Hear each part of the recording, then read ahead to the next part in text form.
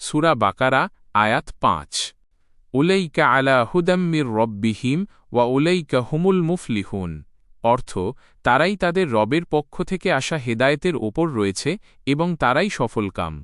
আপনি কি কখনো ভেবে দেখেছেন সফলতার প্রকৃত সংজ্ঞা কি? দুনিয়ার ধন সম্পদ বা ক্ষমতা পেলেই কি মানুষ সফল হয়ে যায়? আল্লাহ এই আয়াতে পরিষ্কার করে দিয়েছেন যে প্রকৃত সফলতা কেবল তাদের জন্যই যারা পূর্ববর্তী আয়াতগুলোতে বর্ণিত মুত্তাকিদের গুণাবলী নিজেদের জীবনে ধারণ করেছে, যারা অদৃশ্যে বিশ্বাস করে, নামাজ কায়েম করে এবং পরকালের ওপর দৃঢ় বিশ্বাস রাখে। আল্লাহ তাদেরকেই সফলতার সার্টিফিকেট দিয়েছেন। এখানে আল্লাহ দুটি গুরুত্বপূর্ণ ঘোষণা দিয়েছেন। প্রথমত, তারাই সঠিক পথের ওপর প্রতিষ্ঠিত, অর্থাৎ তাদের জীবন কোনো লক্ষ্যহীন যাত্রা নয়, বরং তারা আল্লাহর পক্ষ থেকে বিশেষ হেদায়েত বা আলোর ওপর রয়েছে। দ্বিতীয়ত, তারাই সফলকাম।